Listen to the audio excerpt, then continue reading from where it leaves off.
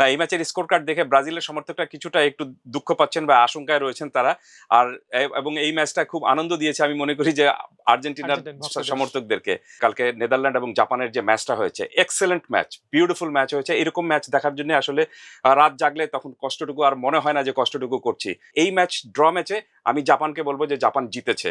ক্রিকেটে যেরকম ভাবে আপনার দক্ষিণ আফ্রিকাকে বলা হয় চোকার্স, হ্যাঁ, মানে বিশ্ব ক্রিকেটে ঠিক একই রকম ভাবে ফুটবলেও কিন্তু আপনার নেদারল্যান্ডসকে বলা হয় চোকার। 7-1 গোলে জার্মানি জিতেছে, কিন্তু তারপরও আমি বলবো যে আমি হয়তো আমার এটার সঙ্গে অনেকে একমত হবেন না, আমি বলবো যে কুরাসাও এখানে খুব একটা মন্দ কোনো কিছু খেল করেনি। আসসালামু আলাইকুম প্রিয় দর্শক, স্বাগত জানাচ্ছি আমার দেশ স্পোর্টস এর বিশেষ আয়োজন সাইডলাইন টকে। সঙ্গে আছি আরমান মুজাহিদ। আজ আমাদের অতিথি হিসেবে যুক্ত আছেন আমার দেশের sports editor M Kaiser.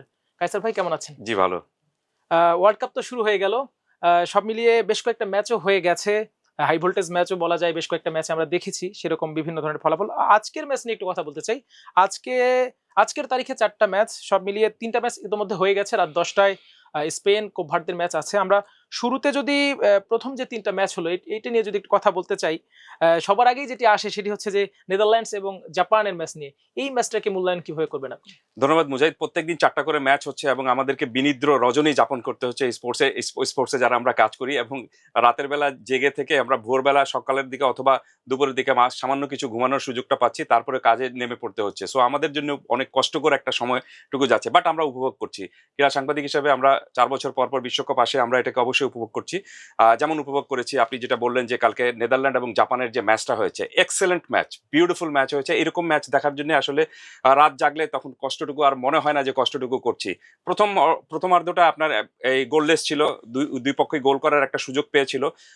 Japan বেশ কয়েকটা সুযোগ তৈরি করেছিল, নেদারল্যান্ডসের সুযোগটা তৈরি করেছিল, কিন্তু দ্বিতীয়ার্ধে আপনি নেদারল্যান্ডস প্রথমেই এগিয়ে গিয়েছে, দুর্দান্ত একটা গোলে নেদারল্যান্ডস এগিয়ে গিয়েছে, কিন্তু জাপান আবার সেই গোলটা শোধ করে দিতে পেরেছে। খানিক বাদে কিন্তু আবার নেদারল্যান্ডস এগিয়ে গিয়েছে, আবার একেবারে শেষ মুহূর্তে আপনি প্রায় খুব সম্ভবত 89 মিনিটে 89 মিনিটে দুর্দান্ত একটা হেড করে গোলটা শোধ করে কামাদা গোলটা শোধ করেছেন।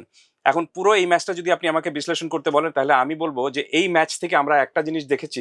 আমি সবসময় মুজাহিদ একটা জিনিস বিশ্বাস করি, he is the real winner who win the race from behind. আপনি পেছনে থেকে যদি রেসটা জিততে পারেন, তাহলে দেখবেন যে আপনাকে আসল বিজয়ী বলা হয়ে থাকে।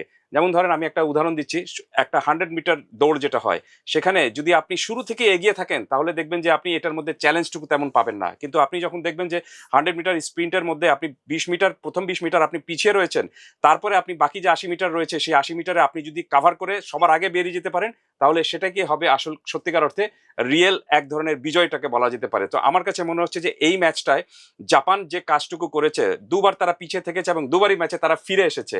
সো এই ম্যাচটা ড্র হয়েছে, কিন্তু আক্ষরিক অর্থে যদি আপনি আমাকে বলতে বলেন, হয়তো স্কোর কার্ডে লেখা থাকবে না সেটা। আমার কাছে মনে হয়েছে যে কিভাবে একটা ম্যাচে জেতা যায়, কিভাবে একটা ম্যাচে আপনার জেতার জন্য যে লড়াই করা যায়, জেতার জেদ দেখানো যায়, তাগিদ দেখানো যায়, এই সব কিছু যদি আপনি একসঙ্গে করেন, তাহলে এই ড্র ম্যাচে আমি জাপানকে বলবো যে জাপান জিতেছে।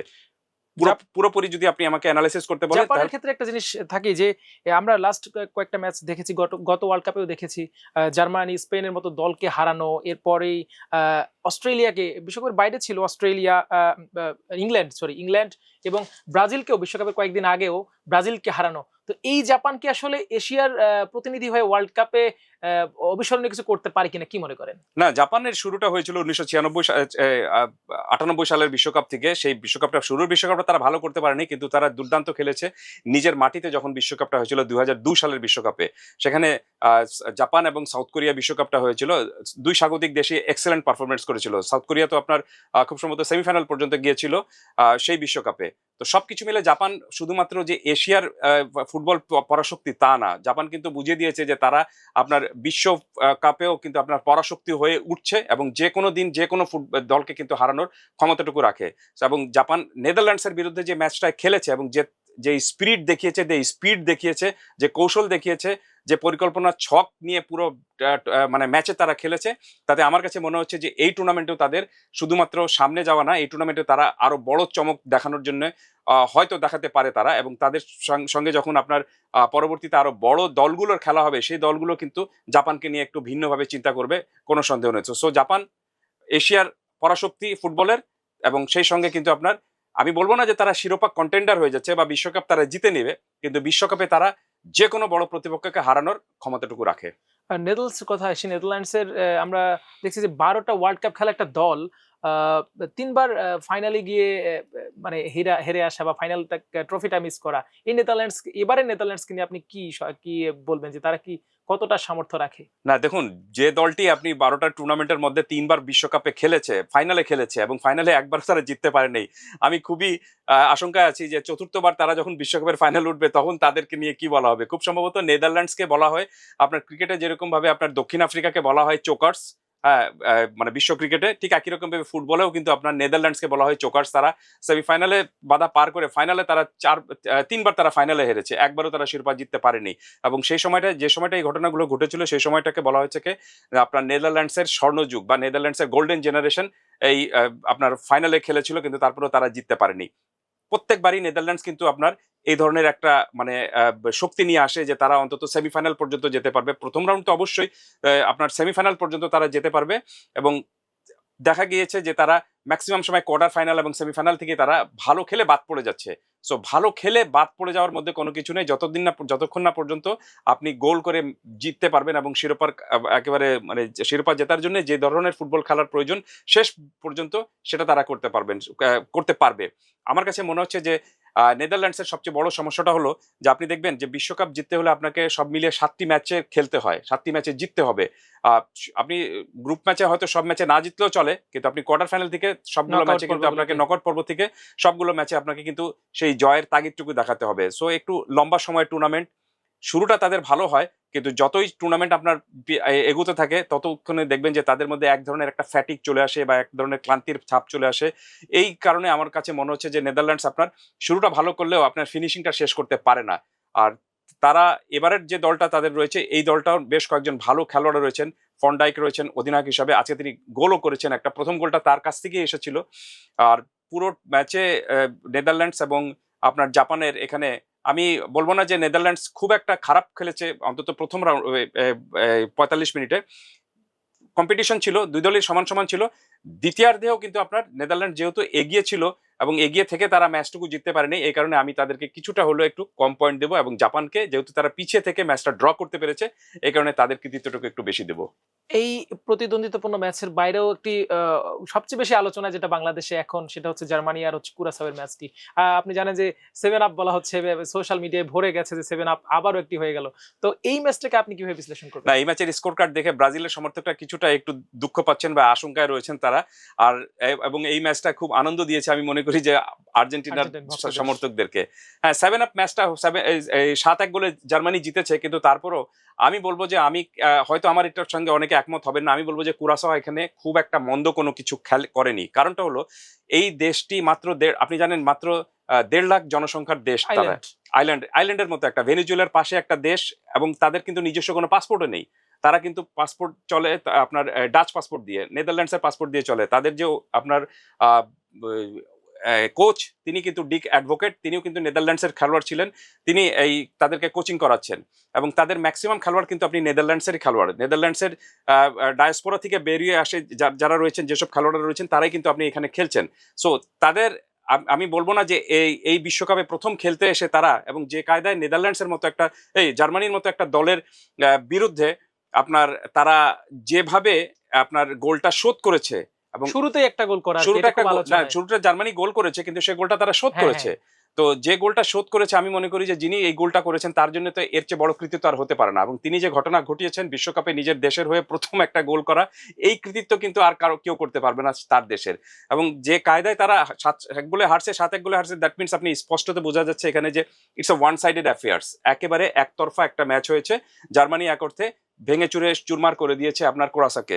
কিন্তু তারপরেও আমি মনে করি যে তারা যতক্ষণ পর্যন্ত ম্যাচে ওই 1-1 গোলে সমতা এনেছিল সেটাই তাদের সবচেয়ে ফাইনাল পয়েন্ট এই বিশ্বকাপে আমার কাছে মনে হচ্ছে এখন পর্যন্ত। প্রবলেমটা হয়েছে এক জায়গায়, সেটা হলো যে তারা যখন গোল সমতা এনেছিল তারপরে তাদেরকে একটু বাড়তি অ্যাডভেঞ্চার পেয়ে বসেছে। বাড়তি অ্যাডভেঞ্চারটা হলো যে তারা হয়তো ভাবতে বসেছিল যে জার্মানির সাথে তারা হয়তো জিতেও যেতে পারে, এবং এটা করতে গিয়ে তারা যেটা করেছে যে তারা ওই, অথবা আরেকটা কাজ তারা চিন্তা করেছিল যে 1-1 গোলের ড্র নিয়ে আমরা ফিরতে পারবো। এবং এই চিন্তাটা করার সঙ্গে কারণে তাদের যে প্রবলেমটা হয়েছে যে তাদের আপনি দেখবেন যে যে ডিফেন্সে তারা চলে গিয়েছে, পুরো দলটাই একটা ডিফেন্সে চলে গিয়েছে। আমি একসময় দেখলাম যে আপনি তাদের ডি বক্সের মধ্যে 8 জন খেলোয়াড় রয়েছেন, মানে কুরাসার 8 জন খেলোয়াড় ডি বক্সের মধ্যে রয়েছেন, অর্থাৎ তারা বাদবাকি ম্যাচের বাদবাকি সময়টুকুতে তারা মনে করেছে যে আমরা ডিফেন্স করে হয়তো ম্যাচটা একটা পয়েন্ট নিয়ে বেরিয়ে যেতে পারবো। এটা সবচেয়ে বড় তাদের ভুল হয়েছে। এবং তারা যে ডিফেন্সটা করেছে সেটা একেবারে লো ব্যাক ডিফেন্স, মানে আপনি গোল পোস্টের কাছে একদম ঘেঁষে ডিফেন্সটা করেছে। এর ফলে যেটা হয়েছে যে আপনি এই এবং লো ব্যাক ডিফেন্স করলে যে সবচেয়ে বড় প্রবলেমটা হয়, প্রবলেমটা হবে যে আপনাকে একদম পুরো মানে একজোট হয়ে কিন্তু আপনার ডিফেন্সটুকু করতে হবে। সেইখানে তারা একজোট ছিল না দেখে সেখান থেকে ফাঁক ফোকর বের করে নিতে পেরেছে জার্মানি। আক্রমণ করবেন না তখন তো আক্রান্ত হবেন বারবারই পুরো সময়টুকু বাদবাকি পুরো সময়টুকু আপনি তো জার্মানির এই কুরাসার গোল পোস্টে ছিল, আপনার বল কুরাসার গোল পোস্টে ছিল। এবং সবচেয়ে বড় সুবিধা ছিল যে জার্মানির সবচেয়ে বড় সুবিধাটা ছিল যে তাদেরকে আর অন্য কোনো কিছু চিন্তা করতে হয়নি, নিজের পোস্ট সামলানোর চিন্তা করতে হয়নি।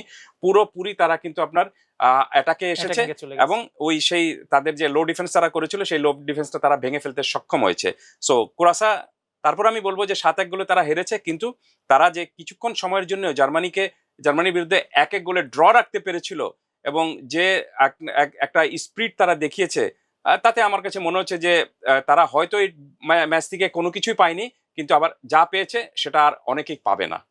একটা কথা থাকে যে মারাকানায় যে ব্রাজিলকে কান্নায় ভাসানো যে জার্মানি আর বর্তমানে যে জার্মানি, এই দুই জার্মানির মধ্যে শক্তির পার্থক্য কেমনটা দেখেন আসলে?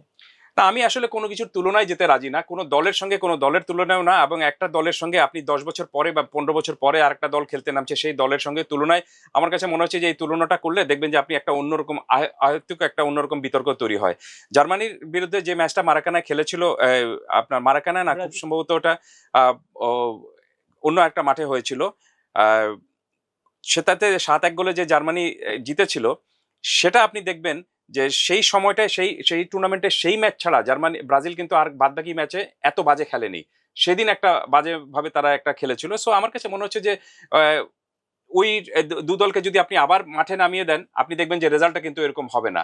সেটা এক ধরনের মাঝে মাঝে এই ধরনের ঘটনা ঘটতেই পারে, এটাতে অবাক হওয়ার কোনো কিছু নেই। কিন্তু সেটাকে আপনি একেবারে সবসময় উদাহরণ হিসাবে টেনে নিয়ে আপনি এই ব্রাজিল দলটাকে, আমার কাছে মনে হচ্ছে যে ওই যে 7 আপ বা আবার ওই 6 আপ বা এক একজন এক এক ধরনের কথাবার্তা যেটা বলেন, সেই ধরনের আপনার মেলাইন করার কোনো কিছু নেই। আর এই ব্রাজিল দলটার কথা যদি আপনি বলেন, তাহলে আমার কাছে মনে হচ্ছে যে মরক্কোর বিরুদ্ধে তারা যে ম্যাচটা খেলেছে, প্রথম যে ম্যাচটা খেলেছে, তাতে ব্রাজিলের সমর্থকদের খুশি হওয়ার মতো কোনো কিছু নেই। কারণ যে ব্রাজিলকে আমরা চিনতাম, যে ব্রাজিলকে আমরা জানি যে ব্রাজিল এক ধরনের একটা খুবই ফ্লেয়ার নিয়ে খেলে, খুবই আপনার ছন্দ নিয়ে ফুটবল খেলে, আপনি খুব কম ভুল পাস হয়, ছোট ছোট পাসে নিজেদেরকে এগিয়ে নিয়ে যেতে পারে, এবং যে ধরনের স্পিরিট এবং ফাস্ট অ্যান্ড ফিউরি ফুটবল খেলার কথা, সেটা ব্রাজিলের কাছ থেকে আমরা দেখতে পাইনি। সেটা পেয়েছি পুরোপুরি কিন্তু আপনার মরক্কোর কাছ থেকে। আপনি ব্রাজিলের যে ফুটবল খেলার কথা ছিল বা যে ফুটবলের অপেক্ষায় ছিল সবাই, সেই খেলাটা খেলে দিয়েছে কিন্তু মরক্কো, এবং ম্যাচটা ড্র হয়েছিল। আরেকটা বিষয় আসে, আজকের যে আরেকটি ম্যাচ ছিল সেটা হচ্ছে সুইডেন আর হচ্ছে তিউনিসিয়ার ম্যাচ। 5-1 ব্যবধানে সুইডেনের জয়। আসলে এখানে কি তিউনিসিয়ারই আপনি দুর্বলতা দেখবেন নাকি এটা অঘটন বলবেন? না, তিউনিসিয়ার দুর্বলতা তো অবশ্যই। কারণটা হলো যে তিউনিসিয়া এই বিশ্বকাপে আপনি পার্টিসিপেটরি দল হিসেবে এসেছে। তারা যে আপনার খুব আরো সেমিফাইনালে চলে যাবে বা আপনার কোয়ার্টার ফাইনালে চলে যাবে, সেরকম ভাবার কোনো কিছু নেই। তারা শুধুমাত্র একটা অংশগ্রহণকারী দল হিসাবে এখানে এসেছে, এবং তাদের আপনার প্রচুর ভুল ছিল আজকে। যেরকম ভাবে ডিফেন্স করার কথা ছিল, সেরকম ভাবে ডিফেন্স তারা করতে পারেনি। আর সুইডেন খুবই শক্তিশালী দল। সুইডেন অলওয়েজ আপনার ইউরোপের খুবই শক্তিশালী দল, এবং আমরা দেখেছি যে বিশ্বকাপেও তারা এর আগে, অনেক আগে, টমাস ব্রোলিন নামে সুইডেনের একজন খুব ভালো খেলোয়াড় ছিলেন। এখনকার এই সুইডেনের কথা যদি আপনি বলেন, তাহলে এই দলটাও খুবই স্ট্রং দল, তবে শিরোপা কন্টেন্ডার না। এই দলটাকে আপনি খুব বেশি হলে দ্বিতীয় রাউন্ডে দেখবেন, অথবা কোয়ার্টার ফাইনাল পর্যন্ত তাদের দৌড় খুব সম্ভবত হতে পারে। আর তিউনিসিয়ার সাথে আপনার র্যাঙ্কিং এ অনেক এগিয়ে রয়েছে সুইডেন। সবকিছু মিলে এটাও একটা মিস ম্যাচের মতো হয়েছে। 5-1 গোলে যখন ম্যাচ হয়, মানে খেলার ফলাফল হয়, তখন আমার মনে হয় যে সেই ম্যাচে আর প্রতিযোগিতা, প্রতিদ্বন্দ্বিতা এগুলো খোঁজার কোনো মানে হয় না। আরেকটি ম্যাচ আজকে রাত 10টায় আছে, স্পেন কোপ ভার্দের ম্যাচ। আসলে এটিকে কিভাবে আপনি বিশ্লেষণ করবেন? আরো কি বড় ব্যবধানের একটা ম্যাচের দেখতে পাবো কিনা আমরা? কেপ ভার্দে এবার অভিষেক হচ্ছে তাদের বিশ্বকাপে নতুন দল হিসাবে। যে 4টি নতুন দল খেলছে, সেই 4টি দলের মধ্যে কেপ ভার্দে একটি, তাদের অভিষেক হচ্ছে। আর স্পেন আমার ফেভারিট দল এই বিশ্বকাপে। আমি বলছি না যে আমি সাপোর্ট করি, আমি ফেভারিট দল বলছি তাদেরকে। কারণটা হলো যে একটা বিশ্বকাপ জেতার জন্য আপনার ডিফেন্স, মিডফিল্ড এবং অ্যাটাকার, Attacking. এই তিন জায়গায় যে ধরনের আপনার ফুটবলার প্রয়োজন, যে ধরনের আপনার একাদশ প্রয়োজন, এবং তার চেয়েও বড় বিষয়টা হলো যে ধরনের আপনার ডাগ আউটে প্লেয়ার প্রয়োজন, অর্থাৎ রিজার্ভ বেঞ্চে যে ধরনের খেলোয়াড় থাকা প্রয়োজন, সেটার পুরোপুরি একেবারে আইডল একটা সেট আপ নিয়ে এসেছে কিন্তু স্পেন এবারের বিশ্বকাপে। এবং এই বিশ্বকাপে আমার কাছে মনে হচ্ছে যে ইয়ামিনী ইয়ামাল তিনি দুর্দান্ত ফর্মে রয়েছেন, ইউরো জিতেছেন দলের হয়ে, এবং ক্লাব পর্যায়ে এক্সেলেন্ট ফুটবল দেখেছি আমরা তার কাছ থেকে। সবকিছু মিলে স্পেন খুবই স্ট্রং টিম এবং শিরোপার কন্টেন্ডার। যেটা বললাম যে স্পেন বিশ্বকাপ জিততে এসেছে, আর যারা কেপ ভার্দে ভার্দে। তারা এই প্রথমবারের মতো বিশ্বকাপ খেলতে এসেছে। জাস্ট এই দুটো লাইনকে যদি আপনি এক করেন তখনই বুঝতে পারবেন যে এদের মধ্যে শক্তির পার্থক্য কিন্তু আকাশ পাতাল। তারপরে আমার কাছে মনে হচ্ছে যে এটাও একটা ওয়ান সাইডেড একটা ম্যাচ হবে। তবে ৭-১ বা ৫-১ এই ধরনের খেলা দেখে আমার কাছে মনে হচ্ছে যে খুব আনন্দ আপনি কোনো কিছু পাবেন না। কিন্তু তারপরেও যেহেতু বিশ্বকাপ, এখানে আপনার পেশাদারিত্ব অনেক ইম্পর্টেন্ট বিষয়। আর তার ছাড়াও সবচেয়ে বড় বিষয়টা হলো যে প্রথম রাউন্ডে আপনাকে যদি বেশি গোলে আপনি দিতে পারেন, এগিয়ে থাকতে পারেন, তখন এটা গোলের হিসাবেও একসময় আসতে পারে। এ কারণে আমার কাছে মনে হচ্ছে যে এই ম্যাচটাও খুব একটা হাই স্কোরিং ম্যাচ হবে। আহ, এবং আ- হাই স্কোরিং ম্যাচ হবে এবং জিতবে অবশ্যই আপনার স্পেন। এবং কেপ ভার্দে যদি আপনার এই কুরাসার মতো যদি একটা বা দুটো একটা গোল করতে পারে, সেটাই আমি মনে করি যে তাদের জন্য এই বিশ্বকাপে অনেক বড় একটা পাওনা হবে। ভাই, আপনার গুরুত্বপূর্ণ সময় থেকে আমাদেরকে সময় দেওয়ার জন্য ধন্যবাদ। দর্শক, আজ এখানে শেষ করতে হচ্ছে। আমাদের এই আমার দেশ সাইডলাইন টকের যে পরবর্তী আয়োজনগুলো থাকবে সেগুলোতে আপনাদেরকে আমন্ত্রণ রইল। সবাই চোখ রাখুন আমার দেশ স্পোর্টসে। আল্লাহ হাফেজ।